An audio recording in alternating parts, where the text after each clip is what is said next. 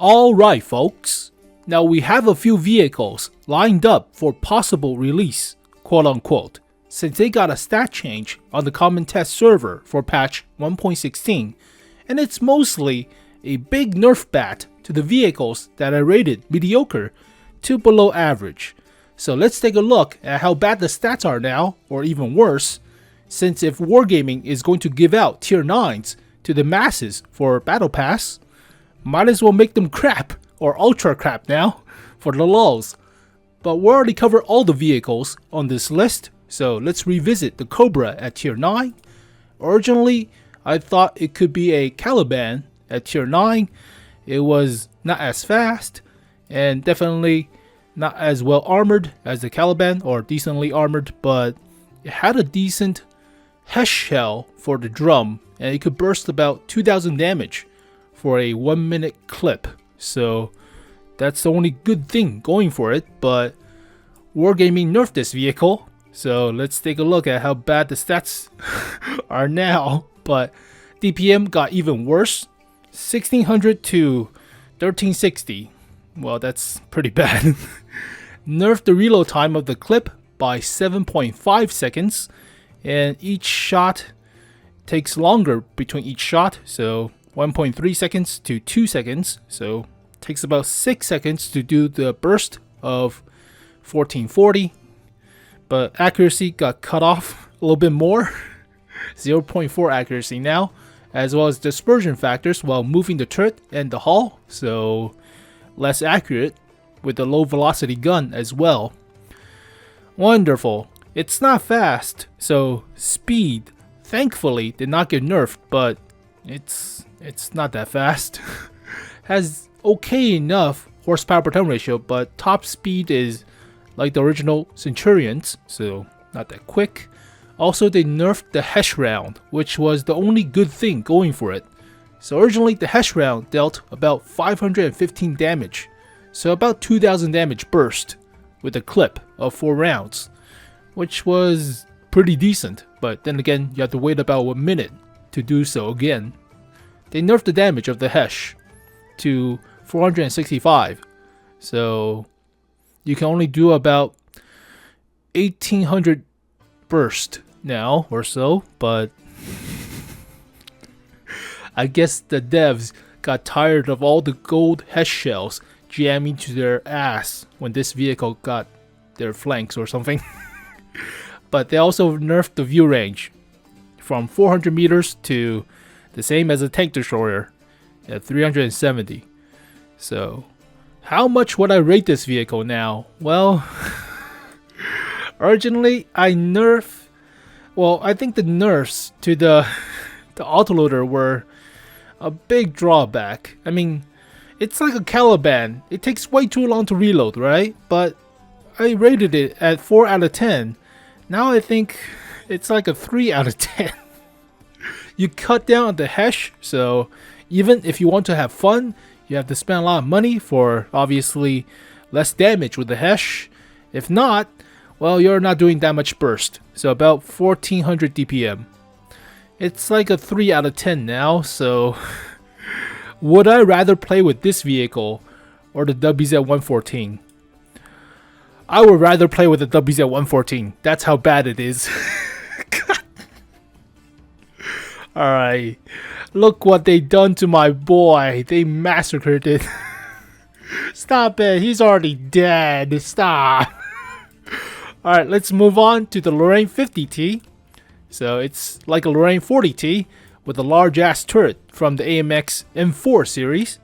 Originally I rated it about 5 out of 10 because the lack of hull armor, only 90 at the front, so not that great, but they nerfed it some more. So now they nerfed the dispersion factors while moving the hull, so less accurate. They nerfed the horsepower per ton ratio.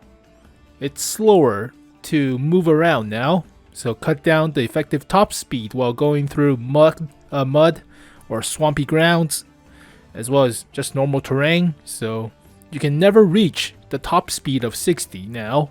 So effective top speed for hard is 55. So technically it's only 55 unless you're going down a hill. But they also nerfed the health and nerfed the view range. Did not buff the frontal hull armor of 90. Come on! 90 is the same as 60 for the Lorraine 40T. You cannot bounce anything from the upper plate, and the upper plate is huge. It's only 140 millimeters effective. Yes, you have a strong turret, I know. But look how big the hull is. You don't have that much rubble to cover up the entire hull, do you? So, you have to play this vehicle very reserved with gun depression. That's all you could do. This hull is huge. Now it's even slower to dodge artillery shells or getting circle strafed. God, Jesus. How much would I rate this vehicle? Well, originally I rated it 5 out of 10. So garbage DPM, garbage aim time, hull armor. Now it's less accurate. It has less mobility because they cut down the horsepower per ton ratio. So I would probably rate it 4 out of 10. It's even worse now. But I would rather play with this vehicle than with the WZ-114. So WZ-114, I rated it at 3.5 out of 10. So, okay. Jesus. It's not great. Compare this to something like M103. Yeah, you'll get chewed up. It's not a heavy tank. It's a medium tank. Now with less engine power. Wonderful. I mean, 16.36 is not bad, but it has no hull armor. Give us some hull armor to work with, and obviously I will give it a higher score, but God, that suck. Alright, moving on to a vehicle that actually got buffed somewhat. The Object 780. So this tier 10 is currently rumored to be in the bond shop, or not in the bond shop, the black market for bonds. That would be a lot of bonds, because we're not likely going to get a third campaign for a tier 10, a third personal mission set. So this is probably for black market. If it is, it's pretty hype, but how much bonds will you dump for this vehicle? 30,000 or more? I don't think people have enough bonds. Like, the max they could have is about 20,000 or so, right? I don't know. It's very hard to hoard bonds since it's not directly available. But let's take a look at the stats.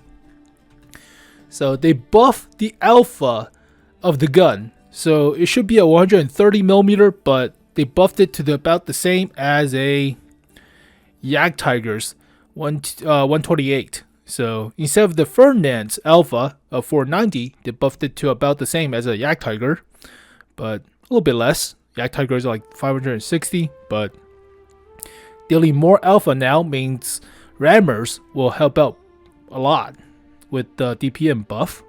But the terrain resistance got nerfed, so effective top speed got nerfed for medium and soft terrain, so it's a little bit more sluggish in swampy grounds or muddy grounds. A little bit, but is it still worthwhile now? Well, originally I rated it at 7 out of 10, mostly because it doesn't have side armor. Side armor is mediocre at best, so it's not like the IS-7s or Object 260s. You don't have space armor, so you have a big flat cheek that's unsloped if you angle it, so only 200mm of pen, and it's pretty huge. So you can only go front towards enemies, and upper plate is relatively strong, but spamming gold shells or high penetration shells will go through. Same goes with lower plate. Actually, lower plate is better sloped than the upper plate. Depends, or thicker actually. 140 compared to 100, but gold shells will go through. So for example, high explosive anti-tank at about 150mm caliber and 300mm of pen. Yeah, half the time it will go through the upper plate, and a third of the time going through the upper plate. So I'll angle it, obviously easier to go through. But another big weak point about this vehicle is it only has a crew of 3. So you're lacking the crucial loader with safe stowage and intuition perk. So Russian tanks are often cramped, and one artillery shells jam into the turret of this vehicle could knock out the entire crew. Everybody sits here in the turret. So that's for the commander, gunner, driver. So everybody sits here. One artillery shell hits the turret. Everybody's dead. You don't need to have your health knocked out.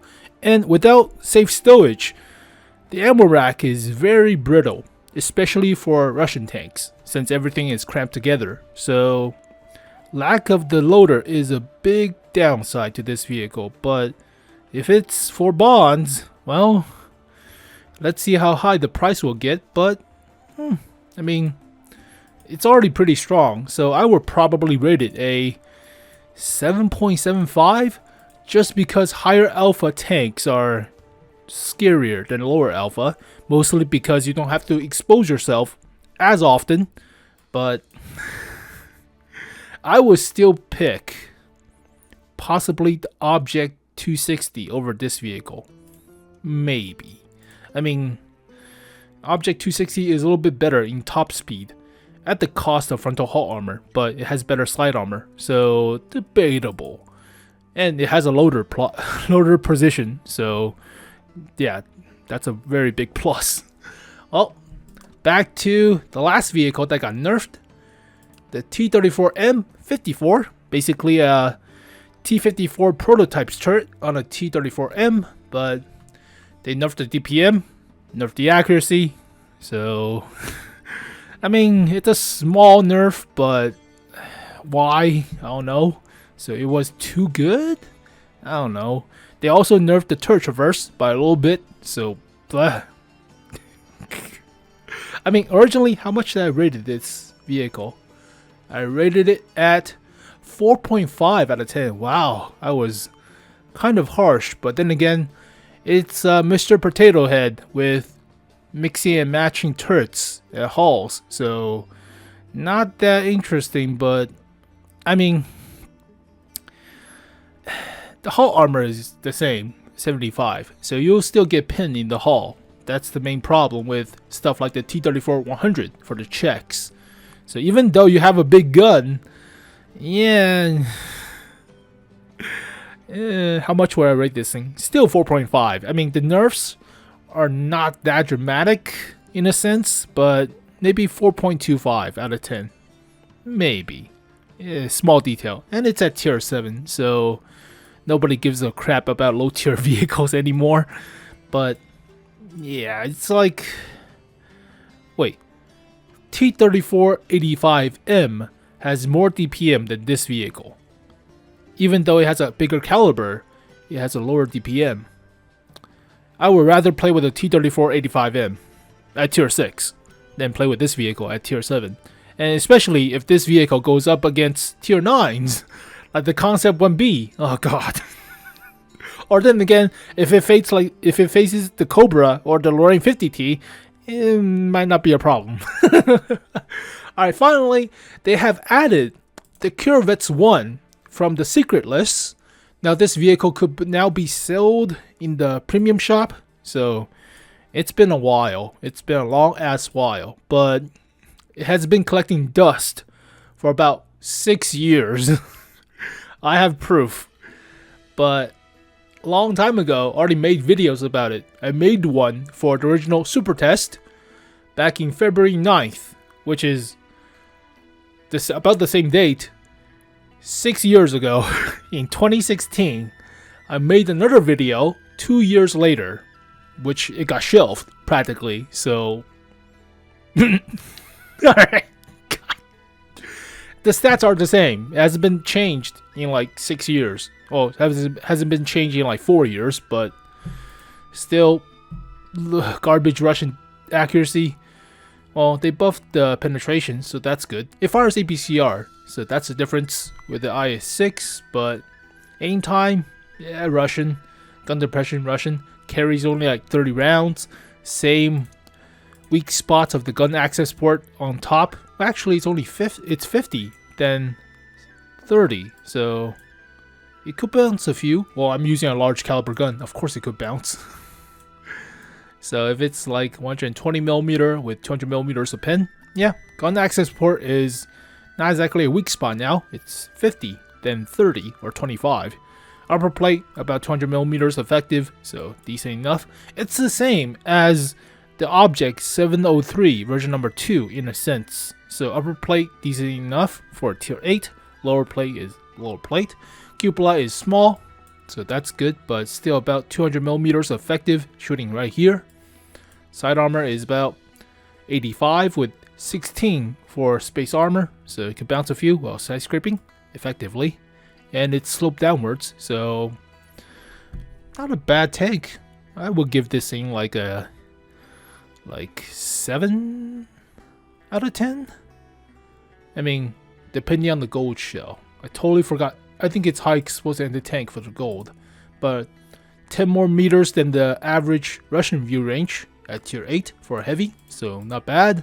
Horsepower per ton ratio, not slow. Top speed of 42, not bad. Why am I doing another video for this thing? I already did like 2. The stats haven't been changed, but let's take a look at the gold shell just to be sure. Gold shell is high explosive anti-tank, 270. Yeah, like the IS4 prototype. So I would rate this thing like a 7.5 out of 10. It's not bad, but it's no IS4 prototype at tier 8 like the K2. So it doesn't have that much armor, but it's fairly more mobile. And finally, a small change for a bunch of Russian T-44-100s. So they have a bunch of programs like subscription to Yandex or some internet service or music service, movie service, whatever you call those. So they have a bunch of rentals for the T-44-100, like the T-44-100K, BM, whatever you call it. So these are practically gift tanks or rental tanks as long as you have the subscription for those services. But now they are combined into one premium, so the T-44-100I or L, whatever that thing is, but it's the same stats as the T-44-100, so nothing to worry about. But if you're wondering, those different versions are mostly for Russian server, so meh. But there you go, folks. All the stat changes, and it's mostly the nerf bats to the likely battle pass tanks for this year, the tier 9s. So I will laugh my ass off if it is the Cobra and the Lorraine 50T for battle pass of this year. So these two are not great. I mean, the Kunz Panzer is like a niche of a playstyle. I give it, fine. It's not as good as a Leopard prototype, but you can make it work short enough, right? It's better camo too, so you can play around with the DPM or the siege mode, fine. The same goes with the K91 PT, the Russian tank destroyer, based off of the K91, and decent enough. Strong superstructure, decent enough mobility. It's like the original SU-122-54, but with a better superstructure in a sense, or it's like playing with the SU-122-44 at tier 9 in a sense, but it's not bad. But those two vehicles feel really out of whack. So, God, the DPM nerfs suck. The nerf to the Hesh round also suck. It takes like a minute to reload 4 rounds. Has a garbage DPM, garbage accuracy, garbage aim time, low velocity for the shell too. Oh, 3 out of 10. This might be the worst tier 9 in the game. Even worse than the WZ-114. And that's saying something. At least the WZ-114 is a premium, right? If you manage to hit stuff with the garbage dispersion and long ass aim time. Yeah, if you manage to hit, yeah, you can make credits, but well, there you go, folks. Enough ranting about the upcoming possible, quote unquote, it's possible, it might not be the case, we might get the Object 590 or something else. That would be great. Or Object 752.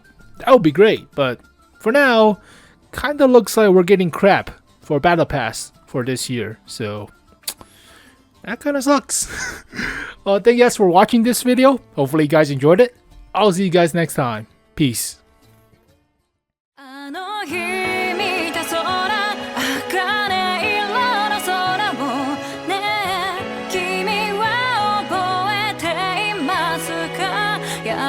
So